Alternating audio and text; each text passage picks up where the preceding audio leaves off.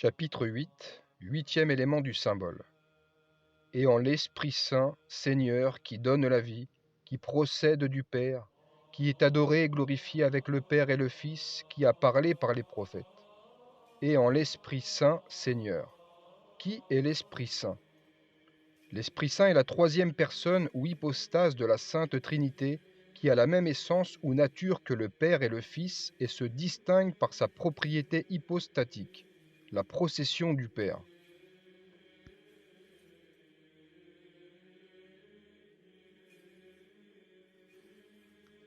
Où l'Esprit Saint est-il appelé Dieu?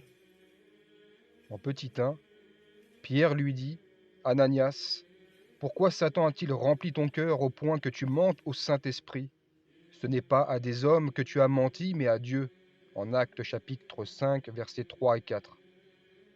En petit 2, Saint Paul, apôtre, parlant du corps humain comme d'un temple, utilise temple de Dieu. En 1 Corinthiens chapitre 3, verset 16. Et temple du Saint-Esprit, en 1 Corinthiens chapitre 6, verset 19, comme des expressions interchangeables. En petit 3, car l'Esprit sonde tout, même les profondeurs de Dieu, en 1 Corinthiens chapitre 2, verset 10. Pour pouvoir sonder les profondeurs de l'infini, il faut être infini. Le Saint-Esprit est donc infini. Personne ne peut être infini à part Dieu. Et petit 4, l'apôtre Paul dit, « C'est avec raison que le Saint-Esprit, parlant à vos pères par le prophète Isaïe, a dit, va vers ce peuple et dit, vous entendrez de vos oreilles et vous ne comprendrez point, vous regarderez de vos yeux et vous ne verrez point. » En Actes chapitre 28, versets 25 et 26. Il est écrit que c'est Dieu qui parle au prophète Isaïe. En Isaïe chapitre 6, versets 9 et 10.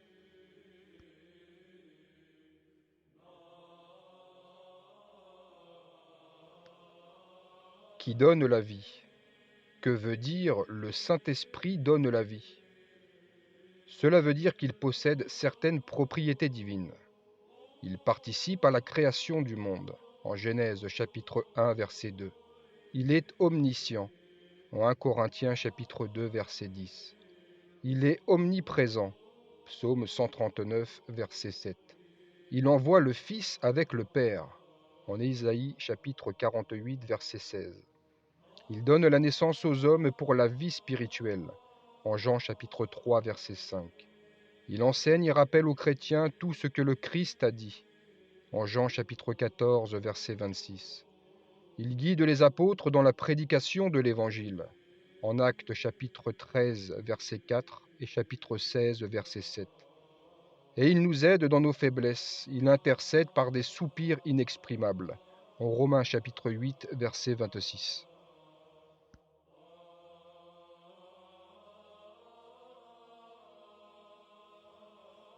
Qui procède du Père. Que veut dire le Saint-Esprit procède du Père? Cela veut dire que le Père est la seule cause et la source du Saint-Esprit de laquelle il procède. Quand sera venu le Consolateur, que je vous enverrai de la part du Père, l'Esprit de vérité qui procède du Père, il rendra témoignage de moi. En Jean chapitre 15, verset 26.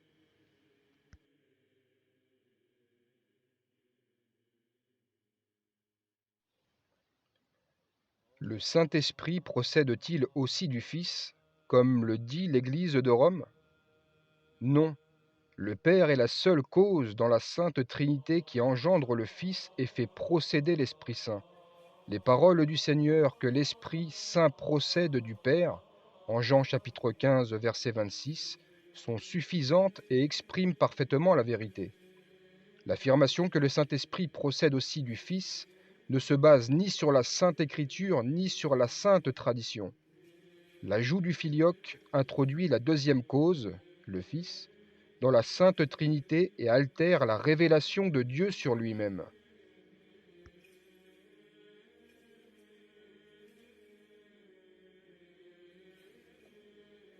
Par qui est-il confirmé que le Saint-Esprit ne procède que du Père? Premièrement, c'est confirmé par le troisième concile œcuménique à Éphèse, qui a interdit de changer le symbole de la foi et donc d'y rajouter le terme filioque et du Fils.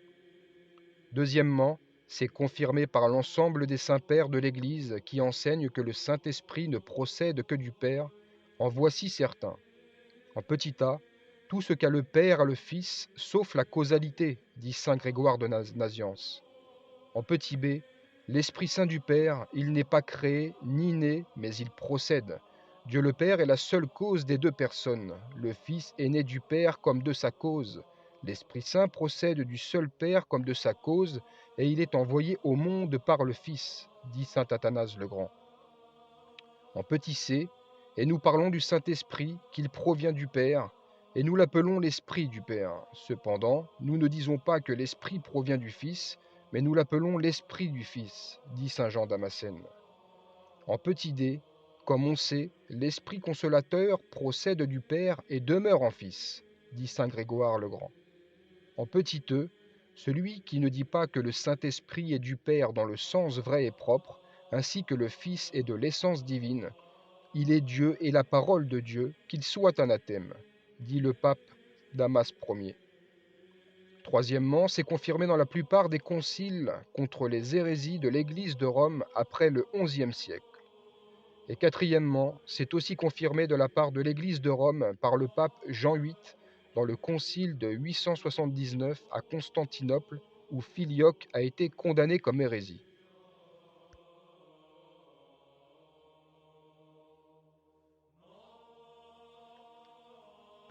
Qui est adoré et glorifié avec le Père et le Fils? Est-ce que le Saint-Esprit est adoré comme le Fils et le Père? Oui, l'Esprit Saint est adoré également et de même manière que le Fils et le Père, car il leur est équivalent. Allez, faites de toutes les nations des disciples, les baptisant au nom du Père, du Fils et du Saint-Esprit. En Matthieu chapitre 28, verset 19.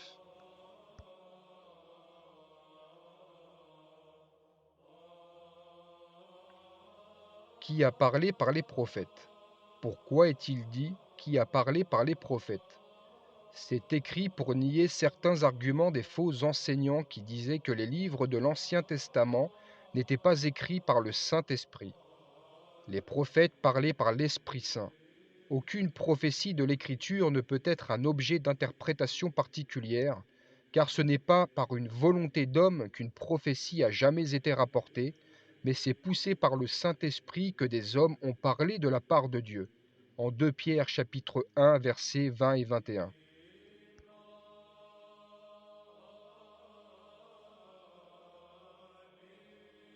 Pourquoi n'est-il pas écrit la même chose pour les apôtres? Parce que personne ne se doutait à l'époque que le Saint-Esprit parlait par les apôtres.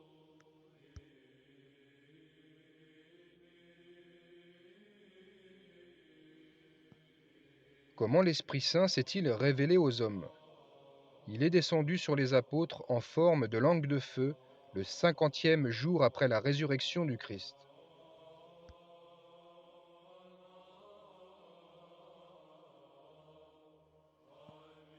L'Esprit Saint communique-t-il aujourd'hui? Oui, il communique à tous les vrais chrétiens aujourd'hui par la prière, les vertus et surtout par les saints sacrements de l'Église.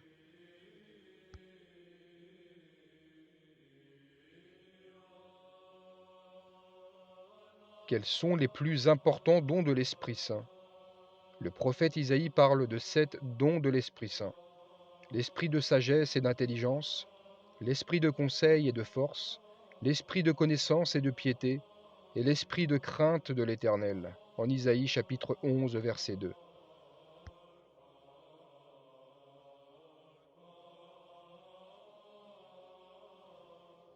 Comment le chrétien peut-il comprendre qu'il a acquis la grâce du Saint-Esprit?